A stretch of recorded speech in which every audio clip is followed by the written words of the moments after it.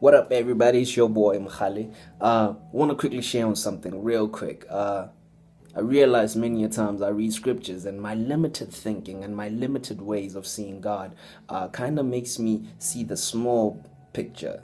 You know, when there's so much of a huge and bigger picture to what he's actually saying. And that's why so many times you could read a scripture or a verse over and over and over, and only on the 50th time you read it, it actually hits you more, like it blows your mind even more. But even in that place where it blows your mind, it still hasn't reached, your mind still hasn't been blown to the capacity of what the depth of the scripture means, or what the scripture is actually implying, or the authority of that word.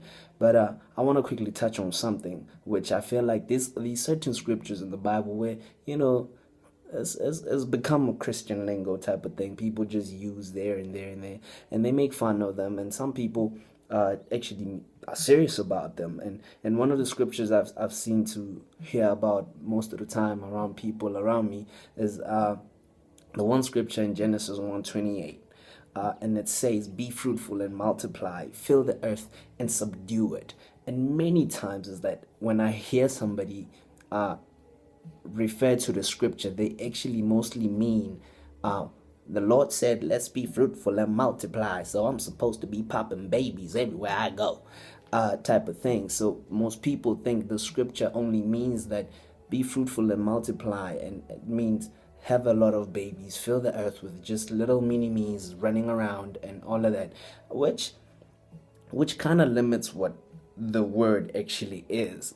It kind of limits the the the meaning of the scripture, the depth of the scripture, the weightiness of the scripture. It kind of like it limits your perspective of seeing what God is actually saying to people and the human race. He's basically, my understanding of the scripture when he says be fruitful and multiply. God is a very fruitful and multiplying God. He continues to grow. So when we look at the word fruitful means producing good or helpful results. Every single thing that God produces in our lives, it's good, and it amounts to being helpful not only to us but to the people also around us that we will impact. And sometimes, yes, it may look bad, the situation, but that situation, it all works out for the good.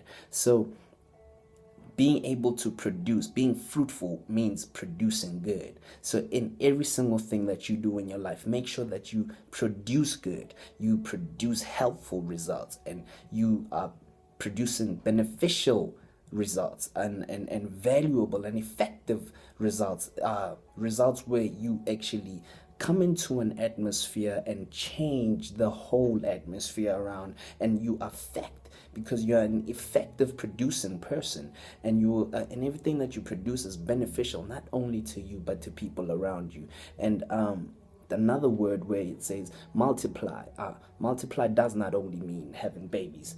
Let's start thinking out the box right now. Multiply does not only mean having babies, but multiply actually means increase and grow and accumulate. Powerful word. Increase, grow, and accumulate. So in every single place of your life, you need to make sure that if you are in that place and you are not increasing and you are not growing and you are not accumulating, then you're not being fruitful and you're not multiplying, because that's what multiplication means, that you are increasing. Whether you are in the suburb, whether you in the ghetto, or whether you in the tuck shop or you in the CEO building, in that place you need to reign. You need to increase in that place. If it means you sell 10 my keeps today, next week you need to be increasing and growing and be selling 20, 50. You need to just take that area that you are in and increase and grow, and stop looking at other people's places, because that's not where you are. Where you are, you need to increase, grow, and accumulate in that place. And then we look at the other word in the same verse. It says fill. When we look at the word fill, fill means putting something into a space so that it is completely full. As we all know, we have a place in our hearts where only God can come and fill that place. And once we've allowed God to come and fill that place in our lives, in our hearts, now we completely have full, abundant life. So in every single thing, go in there, fill that place. Full, okay, what's the word? Fill that place and make sure that it's full. It's full with your presence. It's full with your godliness. It's full of godly decisions. It's full of godly principles. You fill that place because you are a filled person who carries the Spirit of God. And the final word on that verse is subdue. I love this word subdue because it just actually reassures us again that we were actually conquerors. We are conquerors because we subdue means overcoming and conquering and defeating. So in every single thing, you are supposed to defeat, conquer, and subdue and crush and overcome in your life, period. That's what you've actually been created to do. You've been created to be fruitful. You've been created to be a person that multiplies. You were created to be a person that fills.